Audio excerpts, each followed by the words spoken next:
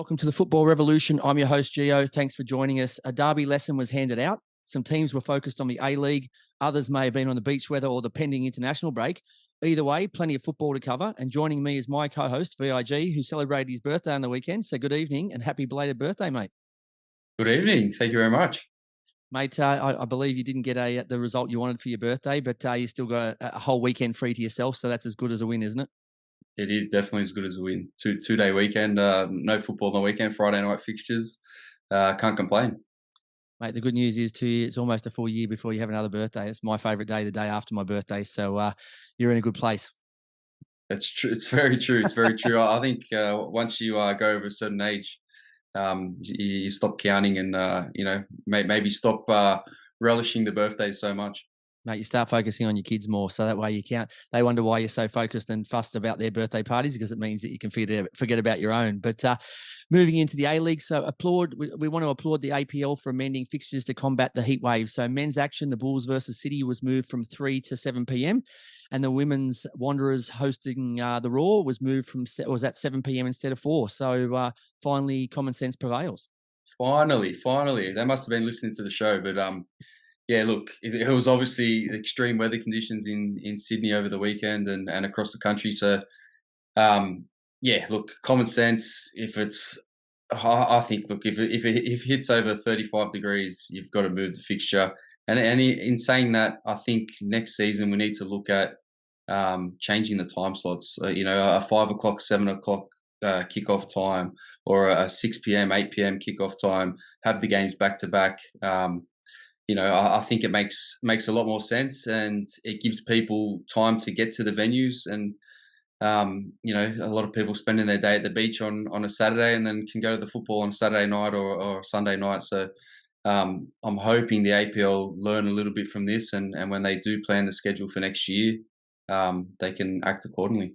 Mate, just put a fry pan with a couple of eggs and some bacon in the corner flag, and if within 10 minutes of when the kickoff would be, it's cooked. It's the players can get cooked, and it's too hot to play in those conditions. Yeah, so they just got to be a little bit smarter. But mate, a little bit of EPL news. So on fire Arsenal coach Mikel Arteta revealing he no longer uses the word substitutes. Instead, he has changed it to impactors.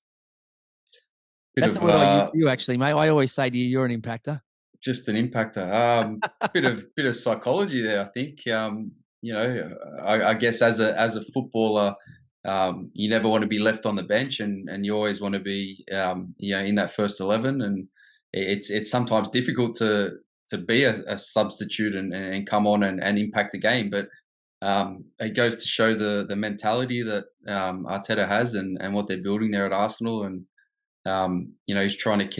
he's got a tough job trying to keep everyone happy, especially the players that aren't playing. So maybe by calling them an impactor, it changes their mindset a little bit. Mate, how's that going to look on their stats? So normally you say number of games started, number of substitution appearances. Is it going to be a new column, impactors? Yeah, but look, what if you come on? What if you come on and you don't impact the game? What if you come on and give away a goal or a penalty? You're a no-pactor. Get sent off. What are you then? Yeah, yeah. A no-pactor. All right. It goes to show too, right? When you're flying, if this was when Arsenal last year was struggling, everyone would have said to him, "You're a clown. You don't know what you're talking about." But when you're winning at the top of the Premier League, you do whatever you want. Yeah, exactly right. Now that everyone takes him like he's Yoda, this guy's the wisest man on the planet, right? So everything he says is gold. But look, it's nice to see that he doesn't want players thinking they're substitutes or leftovers or not in the starting squad. So he's used impactors, but we'll see how it catches on. Rod Stewart's bromance with Ange Postecoglou goes up another notch as the legendary singer dedicates "You're in My Heart" to the Aussie coach in his Melbourne concert. So it was up on the big screen and everything. And like I said, he's not the best looking character you've ever seen, but it comes up on the big screen. I reckon all those Rod Stewart fans would have got a big surprise when they see good old Mr. Postecoglou up on the big screen. Big Ange on the big screen. It's a bizarre one, but yeah, look. Each to their own. Good on Rod Stewart for dedicating a few songs to him, and Andrew's doing great things at Celtic, and good to see. It goes to show, doesn't it, right, how big a sport football is and how global it is when you got big stars like that who start out of all. I'm sure Rod Stewart knows plenty of big people. You can look at his his black book, his iPhone or wherever he has his Android, and you can flick through, right, and it'd be a who's who of celebrities. But he's chosen Postecoglou. I know it was in Melbourne. I know Postecoglou's from Melbourne, but I'm sure he knows a lot of other people that have lived in Australia or that he could have used. But he could probably know Hugh Jackman, and the list goes on. Maybe even Margot Robbie and all these other sorts of people, and he's gone and chosen Ange. Yeah, I don't know. Maybe he's just he's tugging on a few heartstrings down in Melbourne with the Melbourne crowd, I think. All right. Speaking of Aussie coaches, the Socceroos named their squad to face Ecuador in a 2-game series. Joe Gauci, Alex Robertson, and Brandon Borrello are well-deserved inclusions. So Gauci, for me, is definitely one of the best informed keepers in the competition. The other one would probably be, for me, Lawrence Thomas. So I think he was unfortunate not to have made the team. Alex Robertson, as we know, his father and his grandfather are both former Socceroos. His father's now also a scout for Man City over in England. He's regularly training with all the likes of Haaland and De Bruyne and all these guys. So he's an excellent pedigree, and it's absolute, a masterstroke from Australia to hold him and not lose him like we did to, the latest version of Volpato and so on, where we come in too late and we've got a crack at them, and we end up coming in and putting in a bid in or offer too late when the doors are already closed or offers are all finished. So definitely he's a fantastic inclusion, and Brandon Borrello's been absolutely, wonderful this year in the A-League. So all players deserve congratulations to all. And Nesta Iracunda was named in the train-on squad. So I don't know what that means. I don't know if you get some training wheels. I don't know if you get to ride your push bike around with the rest of the team or carry their bags or what it means. But fantastic for a guy that young who's in form as well to get even close to the main squad. Yeah, look, well, he's probably not old enough to have a license yet, so he's probably going to have to ride into camp on his with his bike and his training wheels on. So, yeah, look, it's good to see him included in the squad. Train on. Does that mean he's just coming to train with the squad this week to see how he fits into to the team? And he's definitely a talent. He's one to look out for the future, but. I think if you're good enough, you're old enough, right? And if he's deserving of making the national team, then just pick him in the squad, right? I understand that he hasn't been in and around the squad before, and you want to bring him in, but if he's a footballer that you think is good enough, I know he's 16 years of age or just turned 17, but if he's good enough, pick him in the squad and play him. So let's see what he's got. Like with Alex Robinson, he's a massive talent.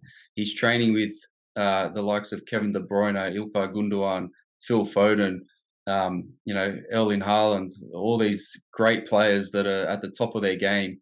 If he's training with them and he's good enough to play, I want to see him. I want to see him on the field, and hopefully he does get to make his debut. And he is a bit of an unknown. Yes, he's played a lot of junior football, under 23s, under 18s, under 20s for Man City, but he's yet to play, a lot of first team football. He had a loan spell at Ross County in the Scottish Premiership, which didn't really go according to plan. So he's come back to Man City. He's doing well for the under 23s. He's been on the bench in Champions League games, in EFL Cup games. So there's definitely something about him. He's definitely got pedigree and the talent, but I'd like to see him also playing senior football at club level week in, week out consistently. Whether or not he's going to do that at Man City is yet to be seen. Hopefully he does, but it's good to have him in the squad, get him in early, and hopefully keep him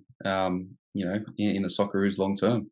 Mate, on the topic of Socceroos, if it's good enough for Pep, it's good enough for me. So, Arnie, if he's good enough to be able to train with the likes of those blokes and prove himself week in, week out, whether or not he's starting or not, he's good enough to at least in a friendly environment to see, where he's at and, how long before we can start counting on him as being one of our national team heroes.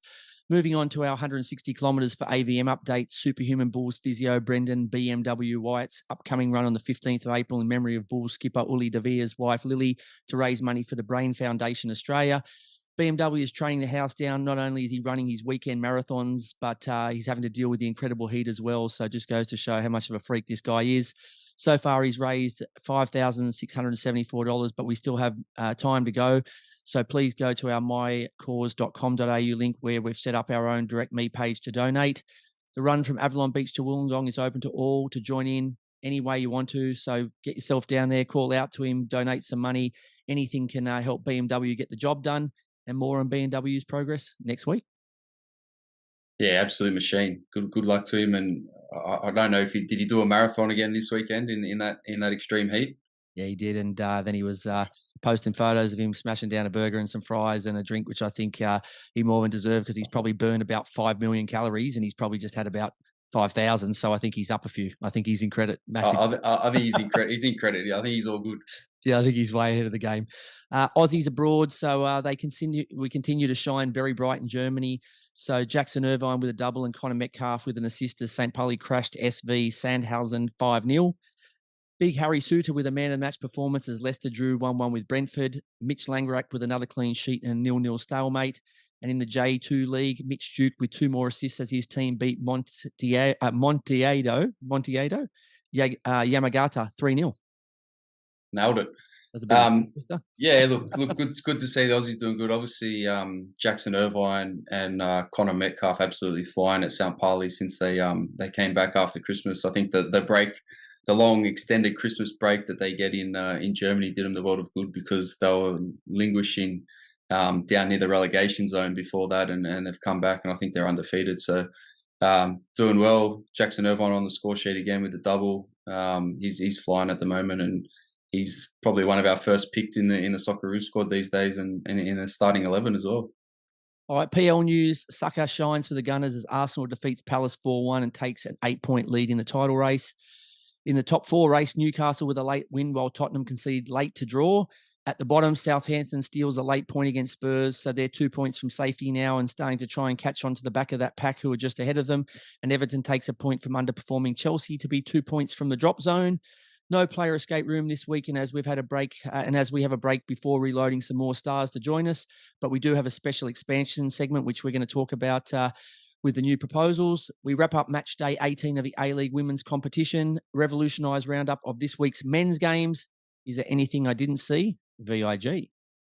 Yeah, look, this is coming out of PSG's loss to Rennes, and there was a bit of footage of Messi getting booed by the crowd and walking down the tunnel by himself. And yes, he's the greatest player of all time. He's just won a World Cup.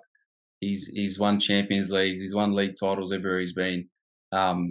But if this was Cristiano Ronaldo, he would have been getting absolutely berated on social media by pundits, saying it's disrespectful. He thinks he's bigger than the team, bigger than the game, all this sort of thing. So I don't know. I think Messi's probably got off a bit lighter than others, but he still needs to respect football and respect the game.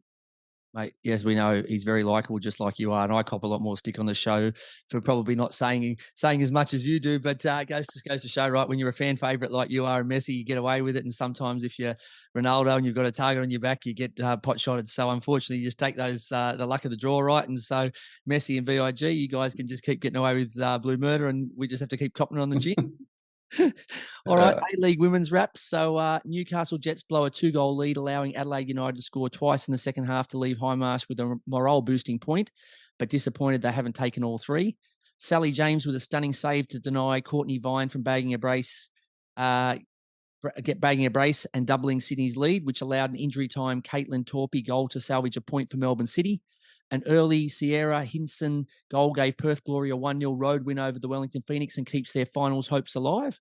Canberra United and Melbourne Victory both score second half goals to share the points in the nation's capital. The result leaves Victory with work to do to secure a top 4 spot. And Western Sydney Wanderers with a solid 3-1 win against Brisbane Roar. Midfielder Bethany Gordon having a day out, helping herself to a double. So a quick look at the A-League women's table. Western United on 36. Sydney FC on 34, but they have an extra game. Melbourne City on 29. Melbourne Victory on 27. And just outside the top 4, the final spots is Perth Glory on 22, but they also have a game in hand, and Canberra United on 22. Yeah, look, we've been saying for a couple of weeks now that top 4 is pretty much consolidated at the moment. I think it's just a matter of what order they finish in, whether Sydney can go clear at the top and overtake Western United, or City might get on a run. But yeah, look, I think the top four's written in stone. It's just a matter of order, and we'll see how it plays out. But a few good wins for Glory, and Western Sydney as well. It could be very important, that save from Sally James. I know it's only one piece of, a few seconds of play in a whole season, but if she hadn't pulled off that amazing save to her right to deny Courtney Vine a second, that's 2-0 and game over. That was in about the 84th minute.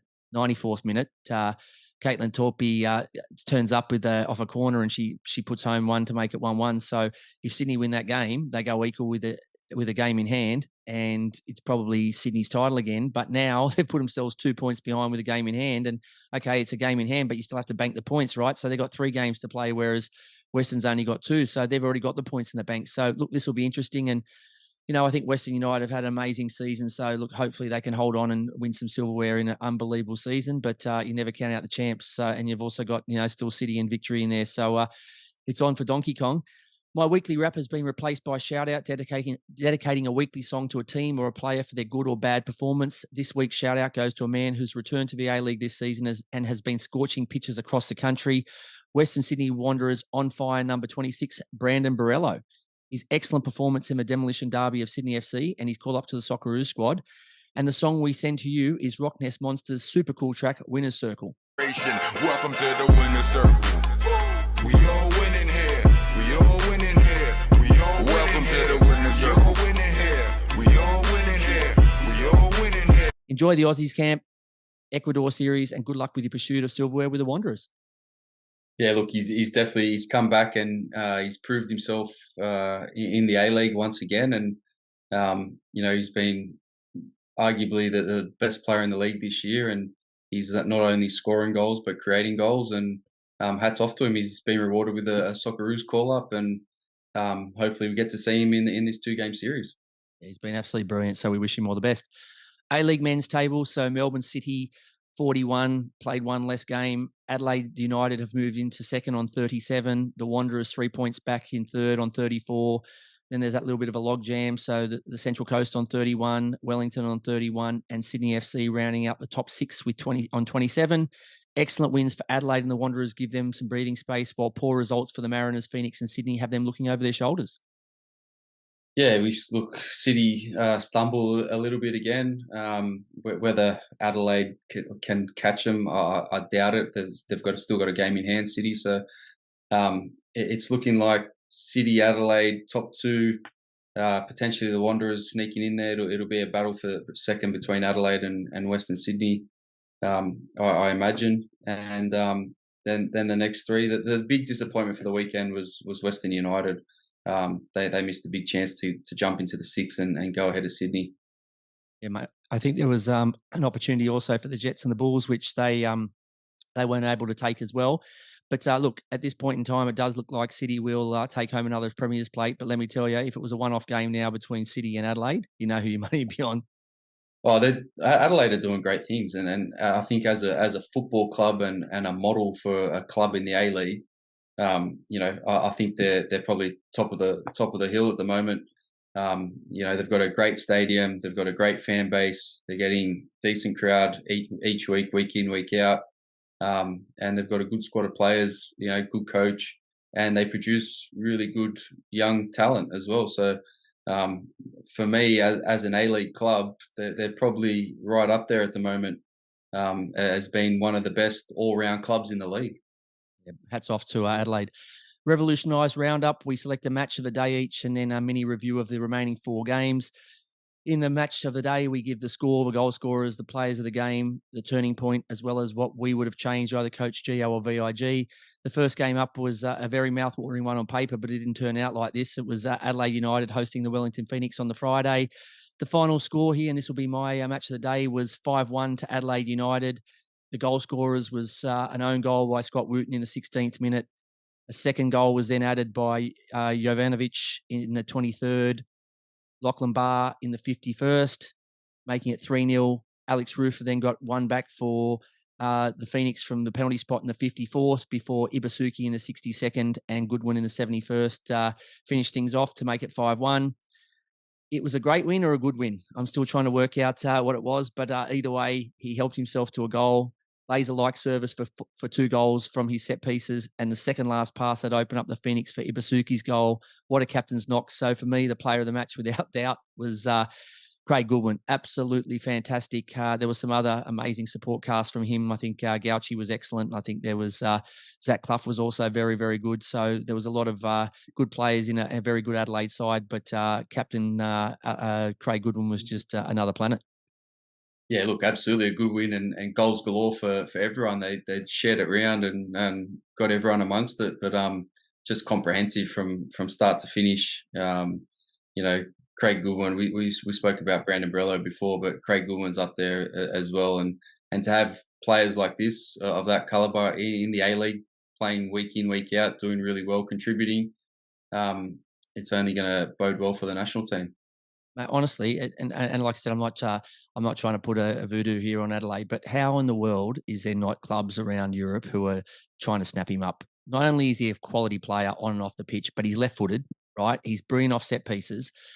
He's better than a lot of players that I'm watching run around in some of these bigger leagues. Honestly, like I don't know what's going on. And like I said, I can't say that for every player in the A-League, but he's definitely a player who is way good enough, and he's had opportunities overseas, which he is never actually, gone to the great heights that he possibly could. But the guy is a fantastic player. Yeah, look, I think the only thing that's not on his side at the moment is probably his age. He's 31, but he looks like a 25-year-old. Like he's fit as. Doesn't carry a inch of fat on him or any bit of weight, and he's just a whippet, and he's got a lovely left foot, and like you said, that maybe there are clubs after him, but maybe he's comfortable back home in Adelaide now. I know he's got a young child and wife and child, and maybe they're happy in Adelaide, and that goes a long way to you being happy playing football and giving it your best. So I don't know what his personal circumstances are, but like you said, I think he's definitely capable of going back overseas, whether it's to Europe or America or somewhere like that. So he's a quality player. He's proven it week in, week out in the A-League, and he's also done it on the national stage and at a World Cup as well. We're just fine with him staying here and playing in the A-League, so we get to watch him every single week. But I think his performances deserve an opportunity there. But we'll see what happens. So the turning point for me was down 2-0, Barbarouses robbed Gauchi, and with an open goal, he went alone and hit the post. So it was actually harder to miss than it was to score. He had a teammate inside. I'm not quite sure who it was, but he could have just given him a square that across the box, and he would have had the easiest tap-in of his life. But he's gone. I know he's been out quite a while, and this is his first start back in quite a few weeks, if not months. And he just saw his name up in lights, but unfortunately for him, it didn't pan out how he wanted, and that would have made it 2-1. And I think that would have really given the travelling Phoenix a big shot in the arm. Instead, 2-0, then it becomes 3-0, and then it's lights out. So they got a consolation, and I think it was too late when Rufa added the penalty, and Adelaide had total dominance at home. So that was the turning point. And for me, what I would have done to change the game, to be honest, there's not much Uffy could have done. They played well. They had plenty of ball, but were not desperate enough to defend set pieces. So they conceded 2 offset pieces. Cost the Barbarouses' bad miss. They conceded an unusual own goal when Wooten tried to pass it back to Ollie Sale, and he got the fumbles. So I don't think there's much they could do. And they didn't have their shooting boots, but it would have been a totally different story if their main man, Zawada, was available. He was expecting his first child, so didn't make the trip. So we wish him all the best. And we hope everything's good with mum and bub when it arrives. But yeah, if he's there, it's a different game.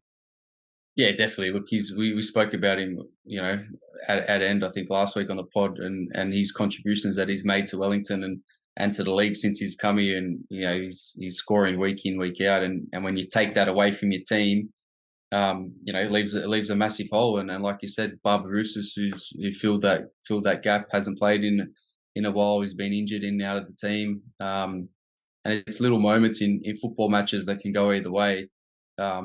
That changed the course of the game, and unfortunately for Wellington, that little moment where Barbarouses rounded the keeper and squandered his shot, changed the game, and Adelaide went on to just absolutely put him to the sword.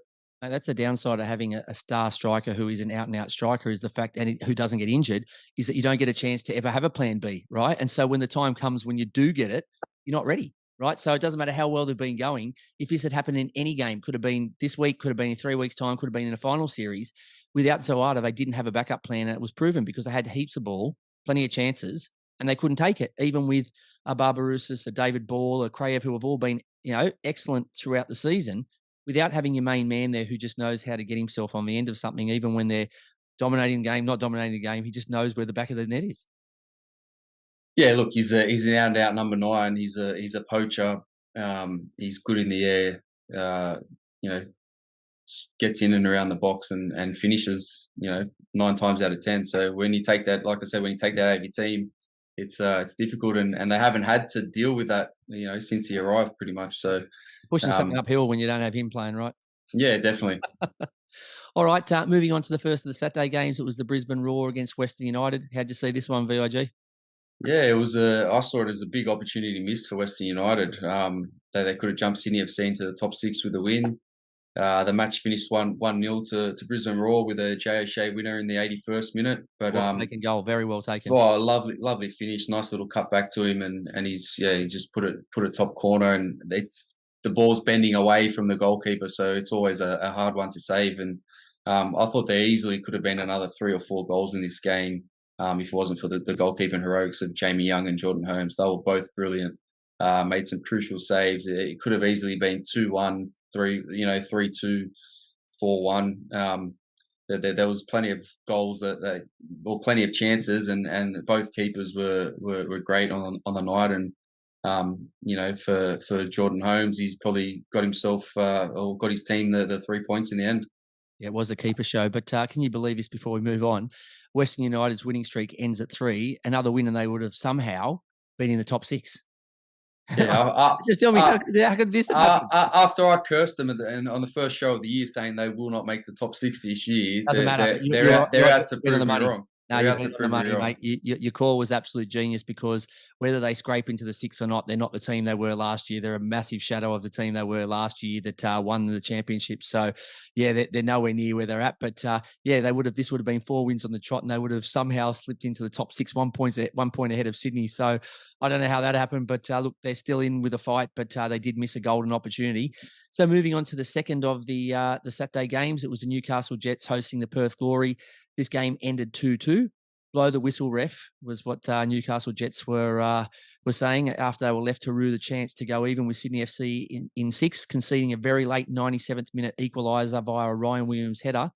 Both Glory's goals as a result of corners. So Jets, I think Pappas, coach of February, you need to go and work on your defending of set pieces, because you've conceded. The first one was just a hand in the air, back post, and basically they jumped and you didn't, and that's an equaliser. And then again, one of the smaller players on the pitch, right? You got Beaver and all these big boppers. The smallest players on the pitch out jumps your team again and grabs the Glory a point. So massive lost opportunity, and it's just a typical Newcastle. This season, it's 1 minute you're hot, and the next minute you're ice cold. Yeah, definitely. I don't know where they're getting their stoppage time from. Must be from the Qatar World Cup, because we're seeing 7 minutes, 9 minutes, 10 minutes, 11 minutes. It's getting a bit out of control. But yeah, disappointing for Newcastle that they weren't able to hold on. But it's game management, and that comes from your experienced players. And when there's a couple minutes or 7 minutes stoppage time, you've got to be smart. Get the ball in the corner, hold the ball up. Don't give away silly fouls, corners, free kicks. So disappointing for Newcastle, and like you said, they were screaming out, blow the full-time whistle, but it just never came. And hats off to Perth, who didn't give up and got the equaliser in the end. If they keep playing 7, 8, 10 minutes of Qatari time, I'd start teaching my keepers just to first time just punt one over the fence, second one punt over the fence, so we know balls left, and then by the time they scramble around, you've lost your 5 or 6 minutes back, because this is ridiculous. Usually this is because there's been a serious injury or something's happened with the heat or something. 6 or 7 minutes is ridiculous. Where do you find that? But anyway, moving on to the Sydney Derby, Sydney FC versus Western Sydney Wanderers. It seems like there was only one team in this contest, and you'll be able to tell us who that was. Yeah, disappointingly, I will. You said Sydney Derby was more like a demolition derby. Just absolutely, the Wanderers just absolutely battered Sydney. There was, they've come out with a point to prove. They were just from the get go. They had the steel in their eyes. Sydney were just walkovers at the end of the day. Goal scorers for the Wanderers were Cassini Yengi in the 13th, More Layuni in the 21st, Cam Neuenhoff in the 62nd, and then Leuni again in the 75th. So 4-0, absolute drubbing. Player of the match for me, it could easily have been any of the Wanderers attackers or even the midfielders. I thought Neuenhoff was brilliant. Ninkovic, if there's any doubt that he didn't have it, well, I can tell you right now, he's still got it because he was pulling strings in the midfield. Can still give a dangerous pass into the box. So he was brilliant again. Leuni was brilliant. He's been a great addition to the squad since he came in, and his speed and direct running with and without the ball, it's a threat. He ran past Joel King a couple times for 2 of the goals in the first half. Cassini Yengi back in the squad starting, scored again. Brand Abrello was phenomenal, but for me, player of the match, I'm going to go a bit left of field because it's great that they scored 4 goals, but to keep a clean sheet, I thought Lawrence Thomas was phenomenal as well. He's just a massive leader, and he's probably been, him along with Joe Gauci, he's probably been the keeper of the Australian keeper of the league. He should have been so far this season.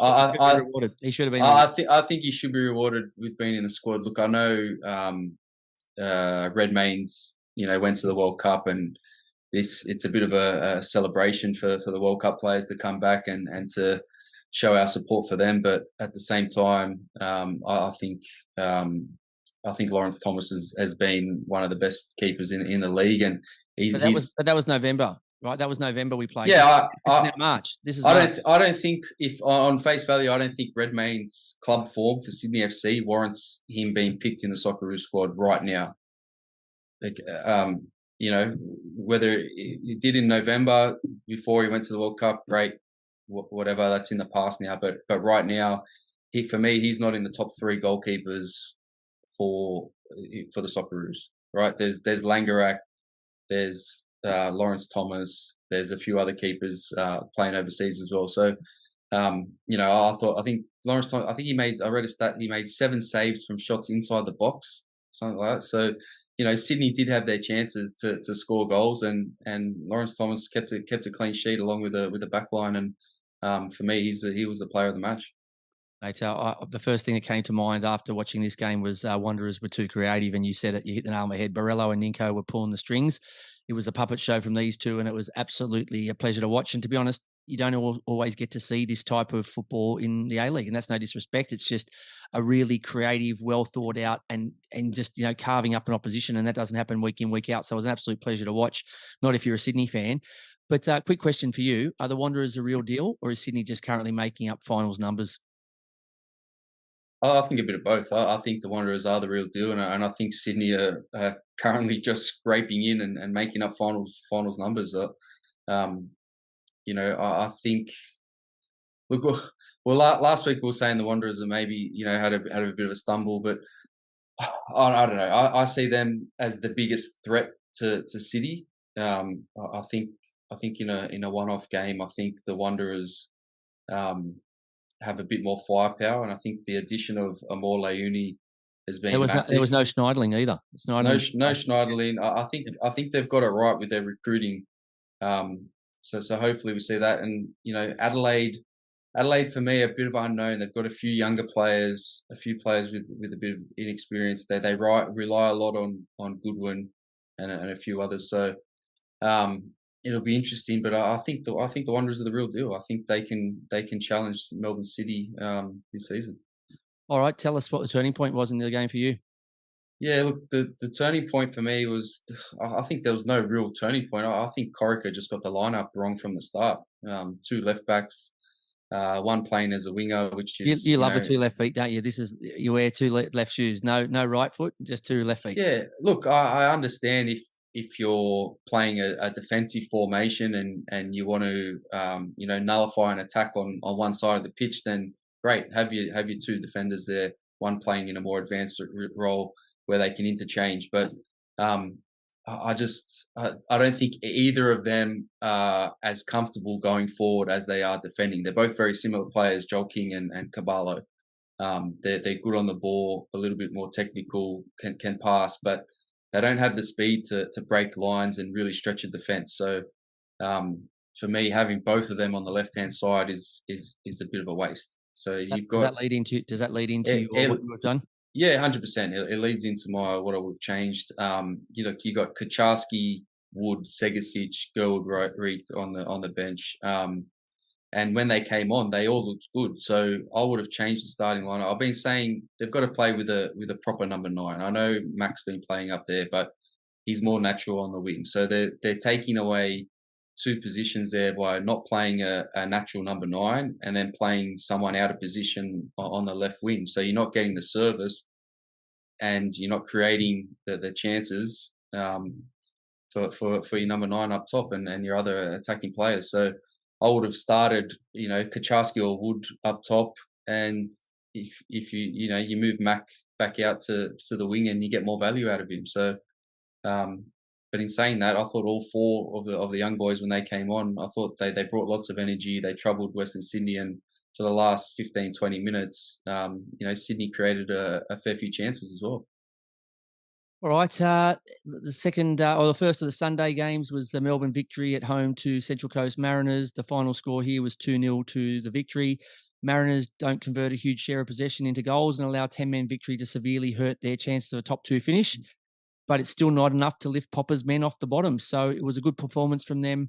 They put in a good shift, and I think obviously the Mariners were down a bit on form, and they're just in a bit of a rut at the moment where they're not playing their best football and they're not I suppose as cohesive as they were a few weeks ago now, but look, they've now got a week off at least to try and get themselves organised and sorted before they face the Raw.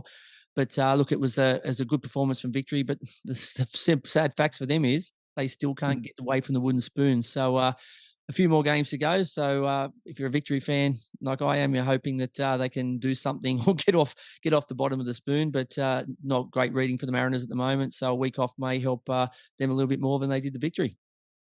Yeah, definitely. Quick question for you: red card or no red card? The Romero challenge, a tackle that he goes in with he's won the ball, but he follows through and gets the player. Yeah, look, I think you have to be careful when you go in for that. I know it wasn't intention; the intention was to win the ball, but you can't. You have to also look at how you finish up, right? So it's like, if you come through it with a player and you win the ball, but then you with your shoulder or your elbow, you smash him in the face and knock him out, right? You've also got a duty of care, I think, to a player once you've come through. I think with the studs showing in the force that he did, unfortunately, he's in a position where he's going to get himself in trouble there. So, rules probably say red card and probably saying looking after players. I'm not saying we turn this into touch footy, but I'm saying you should be able to make sure that your players turn up each week and they don't get injuries from a tackle that's a bit over the top. So for me, I was okay with it being a red.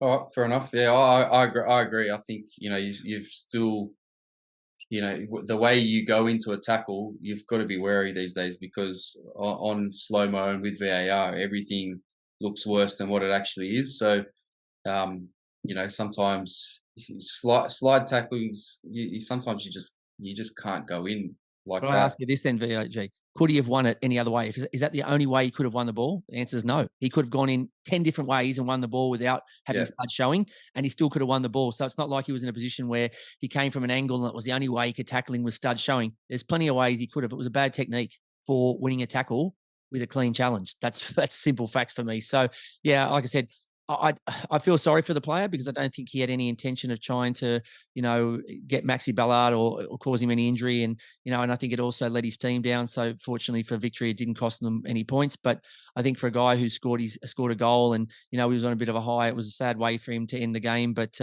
yeah, look, I think there's better ways he could have gone about it. And hopefully from this, he'll learn and change his technique and realise that you just can't go in with studs showing like that. And even if you do get the ball. So the last of the games of the round was the second of the Sunday games. It was Macarthur Bulls versus Melbourne City. What happened here, VIG? Yeah, Macarthur sort of stunned the runaway league leaders, Melbourne City, and the match finishes 1-1 with a draw. And it was 28-year-old American and former RPL Leichhardt striker in the New South Wales NPL, Jason Romero, who gave the host the lead in the first half with a lovely, calmly taken finish. He did. He was the Iceman. He was so smooth. He just a little drag around Tom Glover as he rounded the keeper and slotted into the goal. But he was so calm, VIG. I thought he was going to go have a sleep in the grass in the corner over near the cowbell. someone had to check his pulse after that, because I didn't know if he was still alive. It was that calm, but That's fantastic. Lovely finish, and he's been doing that in New South Wales NPL for a couple of seasons now. So good to see him get his reward and get an A-League contract. But it was to no avail in the end. City equalised in the second half through a Jonathan Aspro own goal from a Jordan Boss cross to level the scores. So I thought both teams had chances to go on and win the match. Marco Tilio probably had the best one. He's fired his shot wide of Philip Curto's goal, but 1-1 in the end is probably a good result for MacArthur, who are just being too inconsistent this year for me. I don't think you get too carried away. The result is pleasing for the Bulls and for I suppose the squad as well as the fans, but it was an off night for City, and it's just really, really scary how, with all the great players they have, since they've lost Matt Leckie from the lineup, they don't look like the same team, right? So one player doesn't make a team, but Matt Leckie must have such a huge influence on the rest of the squad, not only in confidence, but the way they play, that they've gone from looking like world beaters that can't lose a game to a team at the moment who's struggling to get points, even with all the stars around. Like J-Mac has gone from being the golden boot, chasing down the greatest A-League striker of all time, Berisha, to looking like he's seriously not sure if he's ever played in the A-League, if he's going to get a contract next year. Golden boot to the golden goose. It is the way he is, but Leckie he's a leader. He's played at a top level overseas for a number of years, and he's come back and he demands excellence from the players around him. And he does, but he doesn't have young guys. He's got these Van der Veen and all these experienced blokes around him, right? And they're still struggling. It's not like they've got like a 17-year-old squad and he's the only old bloke in there. I'm just absolutely shocked, and I don't know if this is put down to the coach. They're missing PK because PK would have still had them up for this without him. I don't know if it's a coaching thing. I don't know if it's just a missing, our Aussie legend thing or whatever it is. But look, it was great to see Lockie Rose back for the Bulls. He looked dangerous when he came on too, and they've definitely been missing his energy and stuff on the pitch. But it's probably a little bit too late. I didn't see Arzani out there. I don't know where he is. I don't know what's going on with him. I think he might have been down at Bondi with you, if my reports are correct. Is that right? Down at Coogee Baths, mate. Yeah, I don't know. He's been in and out of the squad all year, so it's disappointing to see, because when he came back to the league, we had such high hopes and we wanted him to set the league on fire again. But disappointing crowd out there as well. So I'm not going to let you beat up. I'm not going to let you beat up on the Bulls again. I'm just going to cut you off before you cut me off before I let loose. All right, that's the end of our Revolutionised Roundup. Up after the break, as we said, we have our expansion chats. So that's something that we will have football fans excited but also nervous. So we'll catch you then. You're listening to the Football Revolution. Welcome back to the show. As said, we're just reloading the player escape room for the coming weeks with some big stars. So this week we'll just have a quick chat about the expansion. So I know there's a lot being said around this national men's division, second division.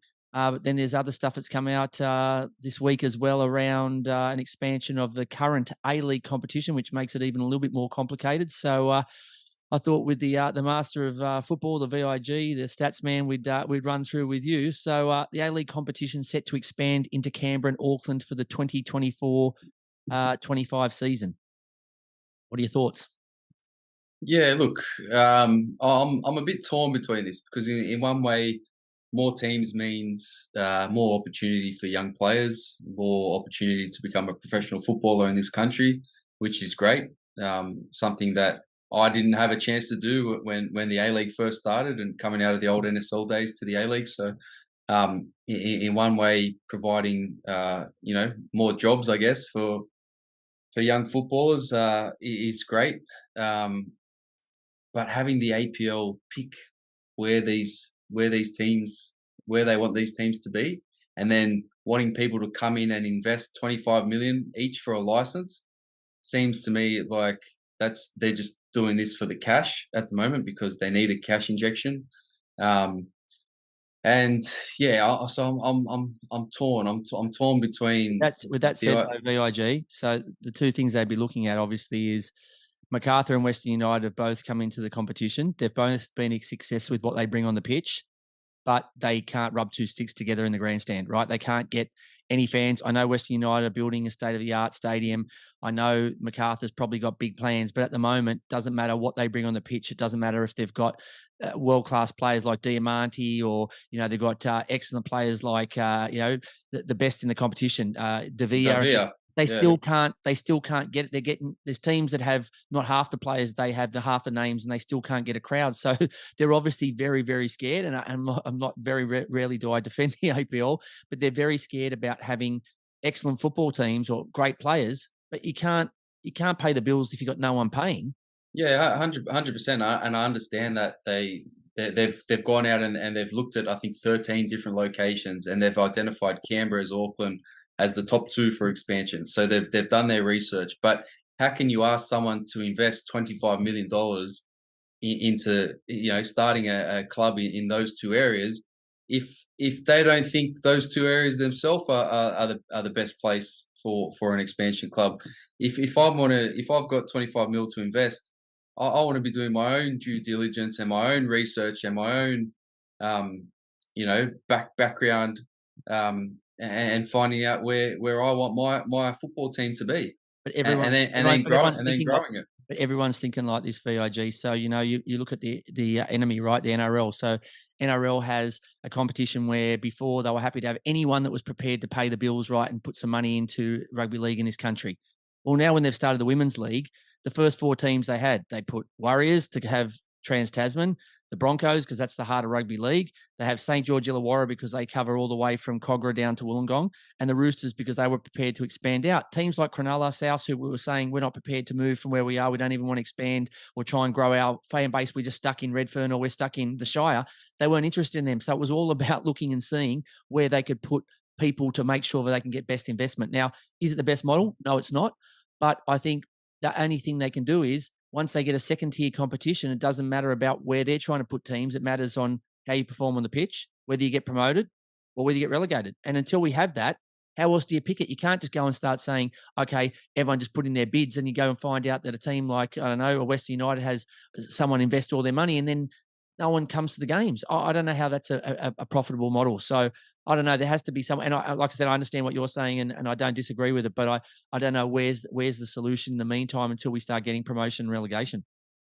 Yeah, look, I don't know. Do you relocate current teams? Does Western United get relocated? So I don't know what the answer is exactly, but I think this year, coming off the back of the success of the World Cup, the build up to this season, the anticipation, the World Cup, everything that happened around that, and then off the back of that, I think there's just been a drop in football culture, in the lack of people going to watch football in this country and supporting the league and supporting their club. And myself, I'm part of that bracket because I've lost that connection with my own club in Sydney FC, and I've lost faith in the APL and what they're doing as a league. So every time something like this gets announced, I'm skeptical about what it can bring to the game and the reasoning behind why they're actually doing it. So let's move to the next progress. Could I just before I jump in, right? So I'm looking at A-League crowds from the weekend, right? Campbelltown Stadium, MacArthur versus Melbourne City. Melbourne City, the best team in the league, right? People should be lining up at the door to watch them play across the country. The crowd was 2,121. Absolutely pathetic, right? Melbourne Victory, Central Coast Mariners, the crowd 5,028. All right, Sydney Derby 28,929. That's a standout crowd. But you're looking at the other crowds around the league. Newcastle, Perth, 4,800. Brisbane, Western United, 3,400. Like that's NPL. That's a crowd that you should be getting at NPL games. That's Preston Lions are getting that in NPL second division in Victoria. There's a huge disconnect at the moment between Australian football fans and the A-League, right? Fast forward to the same process, right? The most likely, so they're looking at most likely to follow up those two inclusions with teams 15 and 16 in 2025-26, and the teams that are considered front runners there: Gold Coast, Wollongong, Brisbane. So I suppose I put you into that category. Does that still disappoint you too? Because these have been probably handpicked as well to say, okay, we've got a void in Wollongong who used to have a strong presence in the national competition. Gold Coast, okay, there's a big void there. Brisbane, there's another void to have a second team in Brisbane. Is that also frustrating for you because of the fact that it looks like now it's not? They're saying the two biggest determining factors are financial sustainability and high performance capability. But it doesn't seem like that. It seems like we've tried it. We've tried in the Gold Coast and it failed. Nothing works in the Gold Coast. We know that. The Gold Coast is a place for bimbos and pumped up blokes on steroids who run around at beach clubs all day. Oh my God, I can't wait to see your this week. There's no way a football club works in the Gold Coast and Wollongong. Great, but do you bring Wollongong Wolves in or do you create another team in Wollongong? Like, for me, if you're having a team in Wollongong, it's got to be Wollongong Wolves. There's no other option. I'm having the Wollongong Wyatts. Brendan, BNW Wyatt. Sign me up. I'm in. If it's the Wollongong Wyatts, I'm in. I'm ready to go. I'm in too. I'm telling you now. You just have a machine, a picture of a machine or a freak as a logo, and away you go. And you know these guys will run for 726 minutes of a game, right? They won't. They'll still be running after the full-time whistle. Yeah. Look. I don't know. I'm torn. I'm torn with the expansion. I think it's great that it's going to provide opportunity for young footballers and more professional footballers in Australia. But at the same time, picking where, I think there's bigger issues in the game at the moment that need to be addressed than expansion. Let me hit you with these two then before we wrap this up. They're saying they could be open to adding teams via promotion from the planned national second division. But how does this happen when you've already committed to having teams to at least 2026? Yeah, so who's going to buy a license? Who's going to put $25 million in for an A-League license at the risk that they get relegated to the second division after one season? No one in their right mind would ever do that. That's what I'm saying. The A-League's been around 10 years, so a lot of those legacy licenses must be coming to an end, right? Which means that then you've got the opportunity to have promotion and relegation. But if you've got people locked into legal contracts to say they're guaranteed to have an X amount of... then you can't... There's no way. If they're going to expand the top league, the A-League, over the next 2 seasons, there's no way that promotion and relegation is going to happen in the next 5-10 years. Because the thing is too, right? That's just the way it is. If you give it to the new teams, the existing teams are going to say, great, who are they going to play against if we don't have contracts to be locked in, right? We're not going to play unless we're locked in. And then on top of that, what you're going to have promotion relegation, but you say, but hang on a sec, the team that came last, they've got a four-year contract. Hang on, the team that came second last, they've got 5 years. So hang on a sec, the fifth last team's getting relegated now because you've got no shield. You got no protection because we haven't signed you up on a. It's right now with the talk of expansion, promotion relegation is not happening. It's not happening in the next 5 years. That's plain and simple. It can't happen. You'd have another 3 kids by then, so maybe you'll be more mellow and chilled and have a more. Maybe I'll be more fired up. Who knows? But I have a last question I have for you then. So we're looking at Canberra. We're looking at who haven't been in the A-League for a million years. Auckland, who have never, or have they? Were they in the old NSL? I think New Zealand. I think the New Zealand Knights played out of Auckland in the first season. We're talking Gold Coast that you reckon can't grow anything but beach lovers there. Wollongong, who we're saying will either be the Wolves or the Wyatts. And then you got Brisbane. So out of those teams, the only team there, if you look at the successful formula at the moment, is Brisbane, because as we've seen, derbies bring crowds, right? The Melbourne derbies, the Sydney derbies. So why are we looking to spread the game out instead of bringing in teams that create derbies? Yeah, look, I think Adelaide could do with another team, couldn't they, for a derby? Or Perth? Adelaide definitely could. I just don't know if they have the population down there. And Adelaide is such a, for me, it's a one club city, and it's a great club that they've got at the moment. Brisbane could work. I think Canberra can work. What about Adelaide? But if they did something like they do in the AFL, where Hawthorn play once every whatever down in Tassie, they have a team there and they go every, once a month to Tassie, right? And that way they start to grow a fan base in Tassie. So you don't have to have your fans all in the one state, right? If you can pinch some from another state who don't have a team, maybe you get a following, because I know Hawthorn have a great following. I think Western United have tried to do that, but I don't know what the following is like down there. But look, I think Canberra can work, given that they have a women's team. Having a men's team alongside that makes sense, and Canberra football has been crying out for a team for a long time now. So I still see potential in that. But yeah, I don't know. Auckland having another NZ team, it doesn't really do it for me at the moment. Mate, one week I'm going to get you to tell me who the new expansion teams are, and I'm going to put it out there because it seems like you're the only guy talking any sense at the moment. The way it's like, I don't know. There'll probably be one in Broome soon. Yeah, I know. All right, that's the end of our expansion chat. Let's get into our final segment of the show, which is our clinical finish. And up first is our WTF, a what the foot. So for me, this one, it's outside of the A-League, but it was just too good to pass up. Former A-League and Raw star, so it is kind of as the right topic. Charlie Austin scored 4 goals, but his team, Swindon, did not bank 3 points. They ended up with a 4-4 draw against bottom-placed Rochdale. I don't understand. I don't understand either. How do you score 4 goals and lose a football game against the team coming dead last? Against the team coming last, but one player's scored the 4 goals as well, and they've conceded 57 goals this year. Last. Imagine if we had all access on Charlie Austin in the sheds after that football game, because he would have been absolutely hammering. Imagine if Connor Chapman was playing in that team for Swindon, he would have got copped an absolute bath by Charlie Austin after the game. We could have just been dropping the what the foot over the top of him while he was speaking. We could have just been dropping the what the foot symbol. It would have been going off. He would have been going off. He scored 4 goals and they've drawn 4 all. Mate, they're coming. I think they're coming mid-table, and like I said, this bottom team is. They scored in the 94th minute to tie things up, so they probably went nuts thinking, and Charlie Austin was already worrying about where he's going to put, you take home the hat-trick ball, but this is a 4-goal ball, so he's wondering where he's going to put it, but not when you end up with a point against the bottom team. I'll be putting it in the garbage.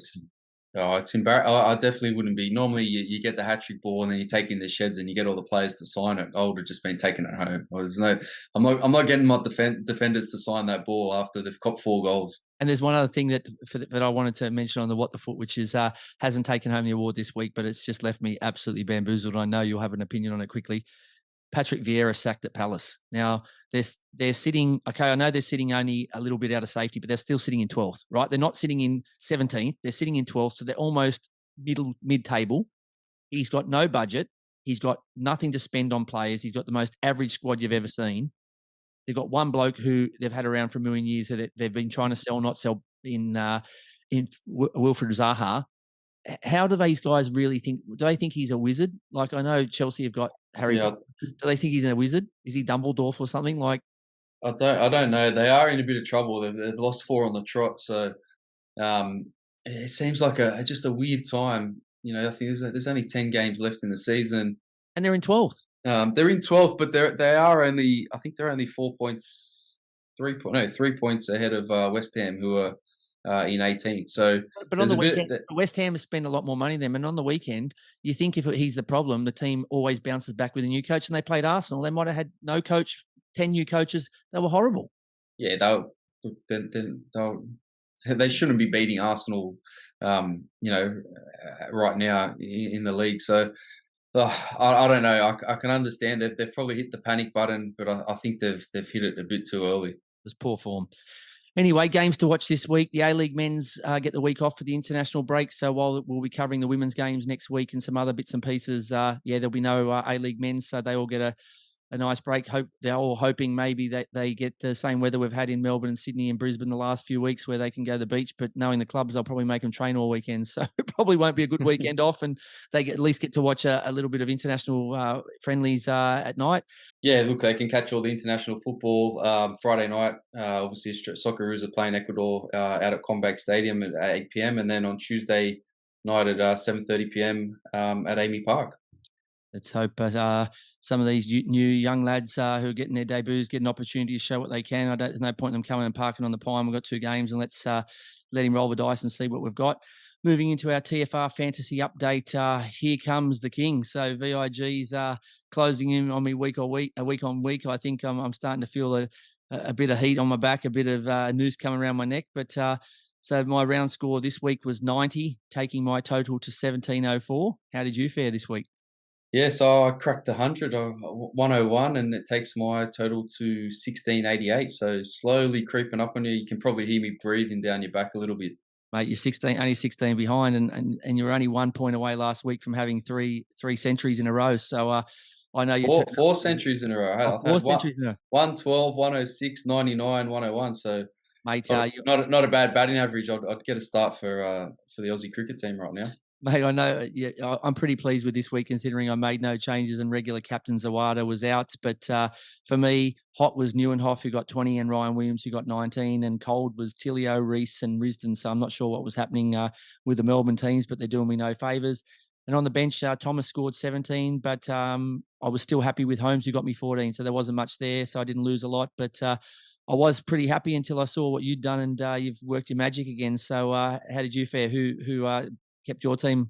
Yeah, hot for me was Lawrence Thomas with 17 points, Craig Goodwin with 25, and the smoky for me was Henry Hoare with 12. Yeah, damn you, Henry. If they missed any part of the show or want to listen to other episodes, where can they catch it? Yeah, they can catch us on all good podcast platforms: Apple Podcasts, Google Podcasts, Spotify. Also up on Football Nation Radio across their platforms, and the video up on YouTube. Very nice. So there's plenty of international football and women's A-League to keep us entertained. Please get behind BMW and his 160K for AVM Quest to support his mate Uli and his wife Lily. Hope you enjoyed it even half as much as we enjoyed bringing it to you. And we look forward to your company again next Tuesday. Enjoy the Socceroos. Cheer on your favourite A-League women's teams. And as we say, until next week, rise up and join the football revolution. We'll catch you then.